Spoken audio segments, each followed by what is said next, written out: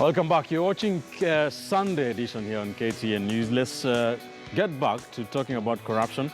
Let's talk about what has been happening in the National Youth Service scandal. The 43 suspects this past week were denied bail. The Chief Magistrate Douglas Ogoti ruled that the charges the 43 suspects are facing are serious and a compelling reason to deny them bail. Let's listen in.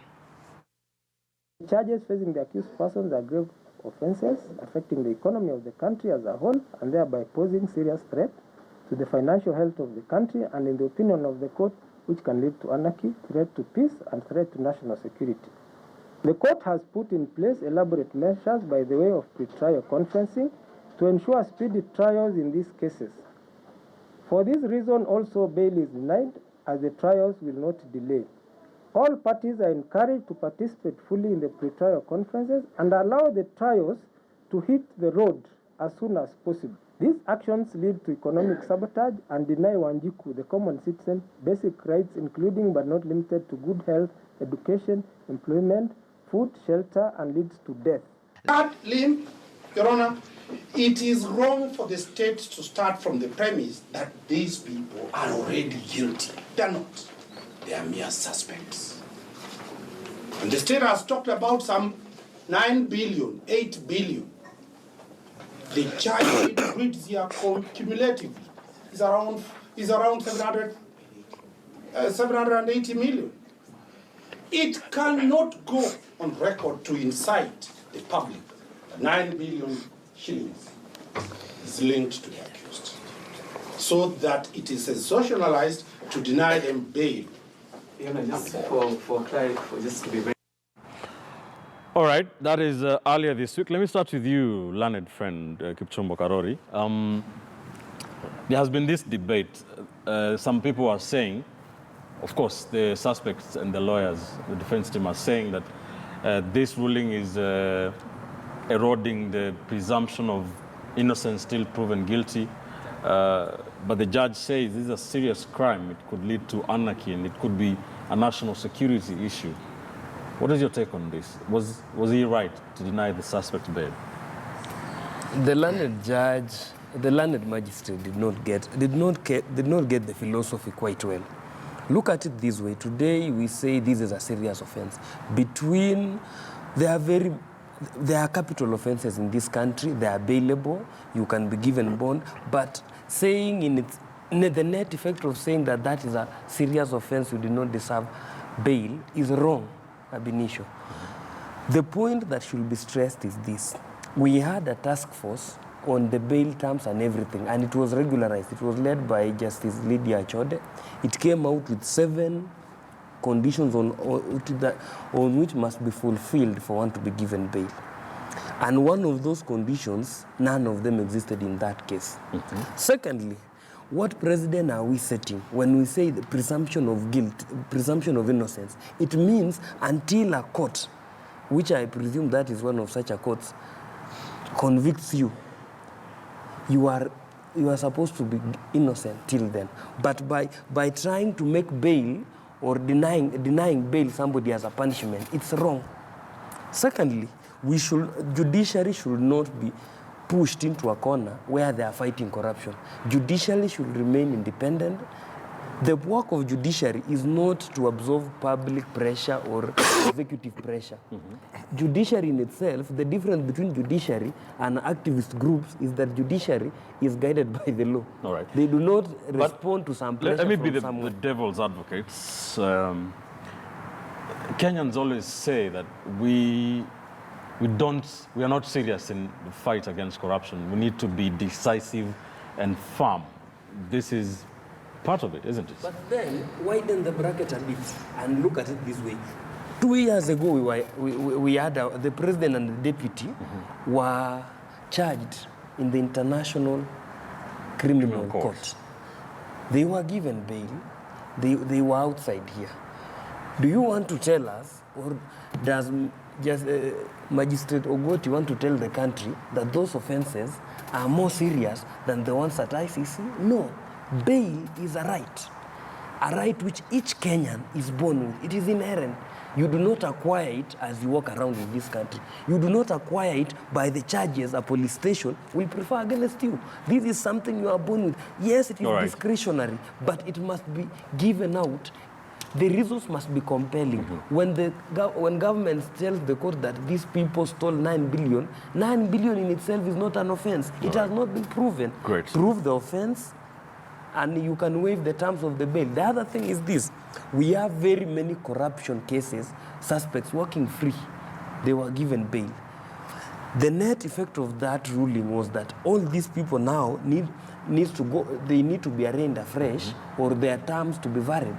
Because if a corruption case of stealing a glass and of stealing 10 million should be treated equally before the law. All right. Husband, the magistrate did say that although the suspects were presumed innocent, economic sabotage is injurious to the public. What is your take on this issue of bail? There are two things that come to the fore. One is that there is a right that is non-derogable that has been violated, because the right to a fair trial, the right to human dignity, even in incarceration, is non-derogable. No one should take that away.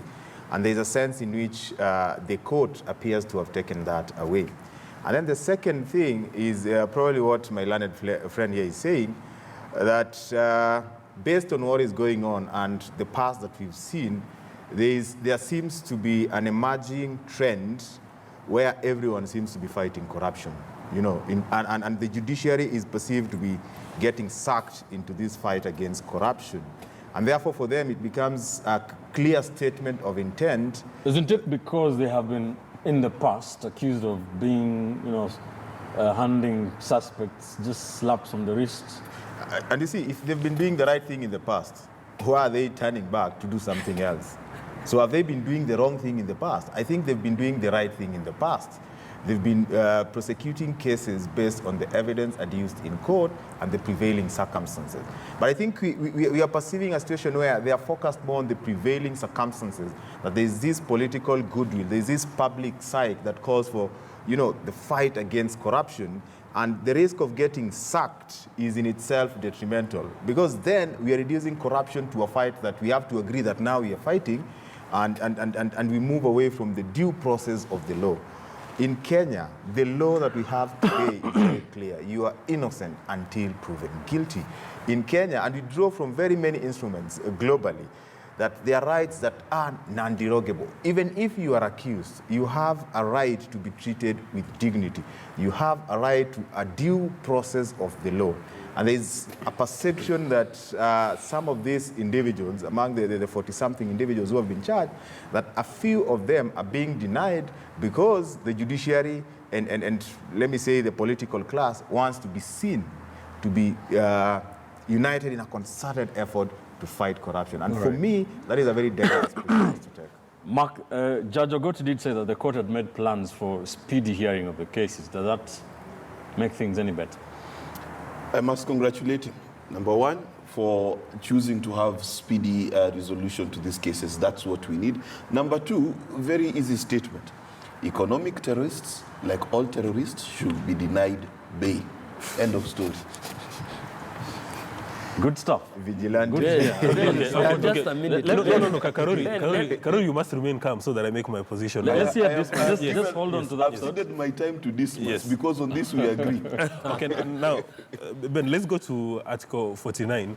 And Karuri is more socialized with this given the fact that he's a lawyer. Article 49 and Article 50 state that every Kenyan has got the opportunity to be given bail or be given a bond unless there are compelling reasons. And the magistrate got in his view, there are compelling reasons, that there is a genuine fear. First of all, what is corruption in Kenya? Corruption has become a national disaster. Yes. Corruption is a threat to national security. Mm-hmm. In my view, as a layman, those are two compelling reasons. Now, the compelling reasons, as I discussed in the guidance given by the judiciary, indicate that if there is a probability that this suspect is at flight risk, it must be restrained. If there's a probability that it can compromise the quality of investigations and prosecutions, it must be restrained. We are talking about people who've got magical powers. They can drive around NYS, and in a second, there is 60 million Kenyan shillings in their account. So they've got 60 million in liquid currency in their pockets. These guys, if you release them on bail, they'll compromise everybody. And in my view, if those suspects feel that the magistrate has made errors, then they've got the option, let them go to the high court. And I think this is a very good precedent that we are setting, that we are not going to steal Mora's money. Mora is working very hard in Mosocho, picking a tea every day.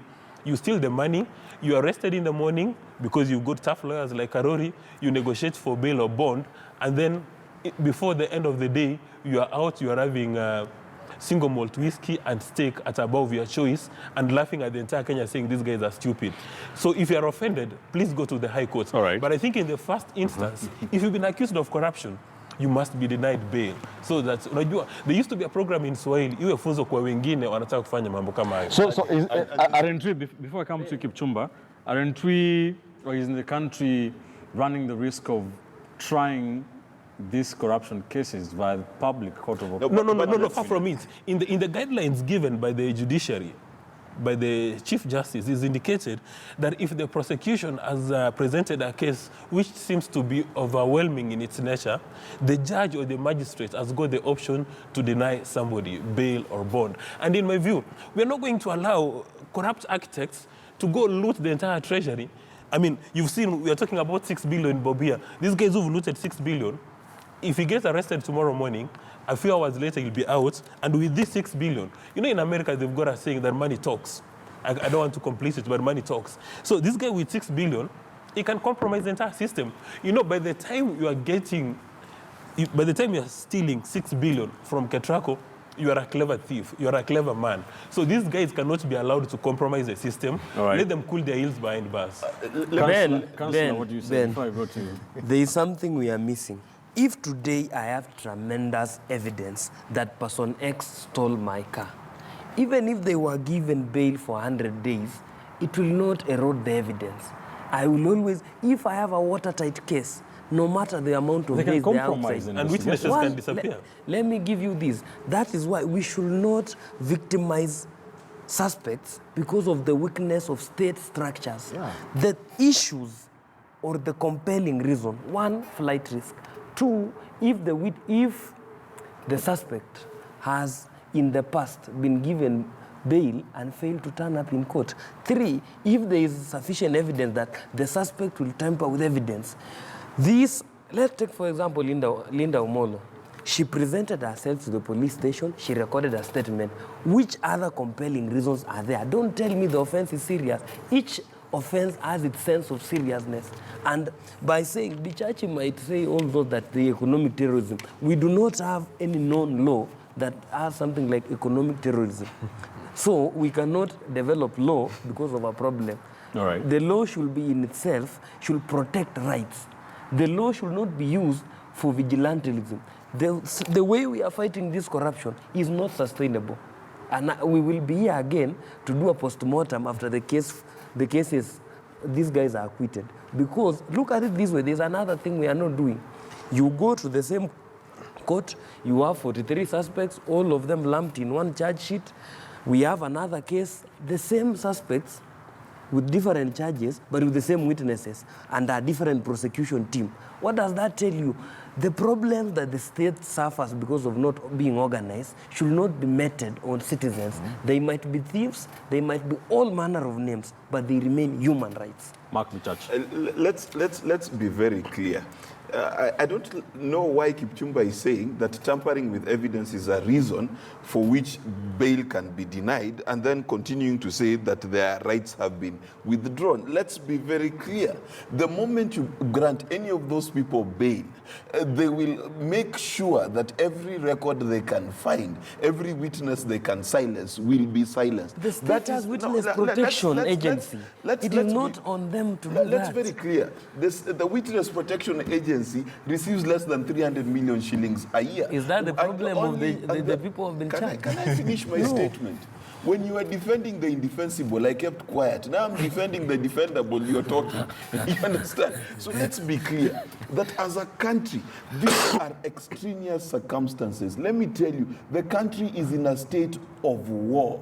And in a state of war, this kind of war, you take no prisoners. That's what needs to happen. And the reality of the matter is, is, if we allow these guys an inch, they will take a mile. The problem with their miles, they're 10 billion shillings a mile. That is what they will cost this country. So the reality of the matter, either for omission or commission, by omission I mean those people who were in that system and they watched corruption to happen are in my mind as guilty as the people who commit commission, because if the gatekeepers kept the gates locked, our country will be safe. So Mark, in your very strong submissions, do you still remember that they are innocent until proven guilty? Yes, I remember that they're innocent until proven guilty very, very, very well, which is why we have terms for bail. One of the terms of being denied bail is if you are suspected to be able to tamper with evidence. And these guys, with 9 billion shillings, you want to tell me they can't tamper with evidence? Let's be real. This is Kenya. This is Kenya. Let's not pretend as though we are visitors to Jerusalem. This is Nairobi City. I think, Ben, last thing. Yes. Mark and Dismas are actually condemning these people because they're saying that they have 9 billion shillings and therefore they can actually compromise everyone, which in itself is presumption of guilt even before a fair trial. Now, I think we need to run away from shifting goalposts. The issue has always been, if you're mentioned, step aside, because if you're still in office, you'll interfere with the due process of investigation. But none of these guys are in office. Aren't they innocent? You see, so why are we firing them? But why? You see, they're innocent, they're out of office. They are state agencies that can deal with the rest of the things. If they are a threat, they can fly away. So I mean, that is not for the court to decide. In your mind, they can have bail but get fired because that is not guilt or innocence. The reason they got fired is because of the same reason they're being denied bail. The reason they got fired is because there are allegations. Kipchumba, final thoughts on this? Ben, there is something. We are all Africans, and there are things that we cannot run away from. No matter how starved we are, the procedure is that you must first slaughter the cow, boil it, and then get served. It's not that when you are starved, you eat an animal which is walking by. That is what the church is trying to send us to.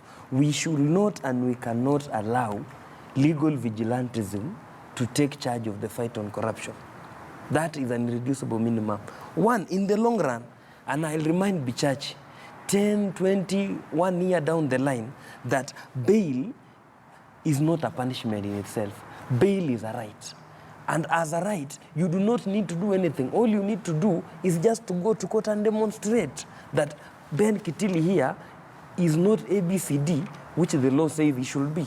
So, and you are given it is not a complicated So I want us thing. to wind up on this, and I want us to focus on something that Bonawakili has said, that this is not a sustainable way to fight corruption.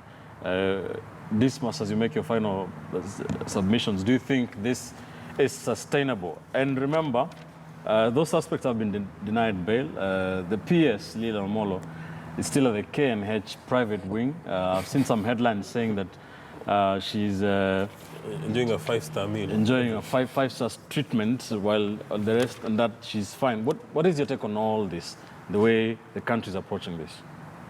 You know, I hardly get shocked by political analysts, but Karuri Kipchumba is really shocking. And the fact that he's a lawyer complicates the matter. When you go through that Article 1, Article 49 and Article 50, it says that a judge or a magistrate can deny a suspect bail if there are compelling reasons. Now, Douglas Ogoti, in his view, there are compelling reasons. If there is any suspect who is unhappy, why can't they go to the High Court? Let them move to the next court. They have already moved. That's why you have the appellate process. Two of them have. Then number two, this is a national disaster. This is a national security threat. It's this kind of corruption that allows foreigners, fellas from Uganda, Tanzania, Rwanda, Burundi, Somali, to come to Kenya, acquire Kenyan passports. Others that are said to have joined the Kenyan police, others that are said to have joined the military. Now, when you have foreigners in charge of your key installations, that's a national security threat. So you cannot babysit corruption architects. They must meet the full force of the law. And if in the view of a magistrate, there's a compelling reason, they must be denied. Let them get better lawyers. If the lawyers were unable to convince Ogoti, let them reshuffle lawyers. Maybe they give Karoria, because he seems to have a lot of energy. And we must also go back to KNH and investigate whether, in fact, that suspect is sick, or she wants to be given 5-star treatments. Because again, the law must act in an even manner.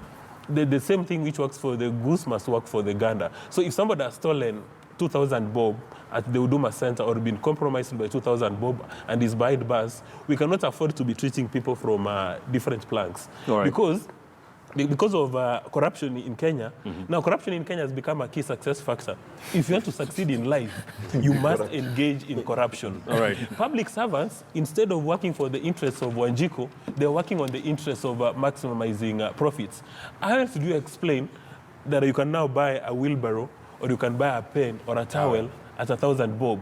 If you go across the road, you go to any supermarket, a towel which is supposed to be going for 100 bob, if you ask a procurement officer as NYS to buy it, they buy it for 10,000 bob. Good point. For how long are we going to allow this kind of Mark, mediocrity? is this a sustainable way to fight corruption? What's happening? Very quickly. It is sustainable in the sense that Aidan Duale, if he's listening to me, for the safety of Kipchumba's conscience, create a law. Those charged with economic crime cannot be granted bail. So we are fine. Because the reality of the matter, anyone who has participated in economic crime, like I've stated before, this is someone who has the intellect and capacity to compromise the budgeting process, compromise the procurement process, and still have the physical strength to carry 200 kilos worth of money in 1 hour out of yes. Keyword. The reality of the matter is this: among those suspects, there are those that are guilty. Good point. Whether by law or by fact, and I'm dealing with fact. Thankfully, I'm not a lawyer. So the reality of what needs to happen is, as a country, we need to take the fight to them. And who says it can't be sustainable? Let's keep doing the same thing for every person. For Ketraco, NYS, and including my village in Bungoma, where someone stole a shoe. That's the same thing. Husband, is this... do you think we're doing it the right way? I think the fight against corruption is sustainable because there's the political will and there's the Kenyan, support in terms of fighting this corruption. But the populist approach, Dismas and Mark were here last Sunday saying that these people should be taken to Uhuru Park and shot. And I think they're still maintaining the same trajectory that these guys, they've even branded them things that are not even within the law. And the fact that Mark is admitting that if Duale is listening, he needs to come up with bills in parliament, means that these guys have been denied a right outside of the constitution. It doesn't matter what is happening in Kenya. Yes, we cannot reinvent how we are going to interpret the law because a few people believe that corruption is such a serious. Finally, Bwana Wakili, very, very quickly, do you think it will be worth it if these proceedings, as they are currently before the courts, the suspects being denied bail and all, bear fruits? Would it be worth it? Ben, the other question I might ask you is this: why are we denying these people bail? Is that part of the fight? Are we fighting corruption by denying them bail? I don't think so. We are getting ourselves into other things like the independence of the judiciary, their Bill of Rights, all those things. We are getting ourselves into a web of other things which it might be difficult to get out of. But as far as corruption is concerned, what I think we ought to do is we ought not to fight corruption legally. We should not make corruption a legal matter. We should make corruption more of a social political issue. This way, we have structures. Every year now is happening. KRA requires that Ben, Kitili, Mokua, Bichachi, and everybody files their returns. What happens? Most of these people, civil servants, they file nil return. KRA has this information. All we need to do is get the information.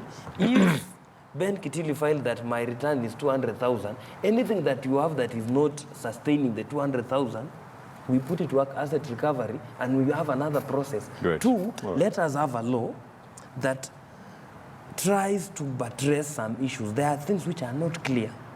When you look at the Anti-Corruption and Economic Crimes Act, 2012, I think 203, there are things in that act which might not be in sync with what is happening. All right. But good recommendations.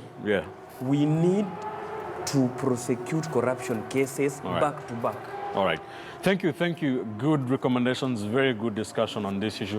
We have talked about corruption for quite some time now. It is midday. Let's take another quick commercial break. When we return, we shift gears a bit and talk about politics. Some political pundits have been saying that the court petitions, election petitions that have been in court would or have benefited from that handshake between Raila Odinga and Uhuru Kenyatta. We'll talk about what has been happening. Babu Owino's win was upheld by the Court of Appeal. The same court did nullify the election of Machakos Governor Dr. Alfred Mutua. We'll talk about that and more next. Let's take a look at our sound of the week.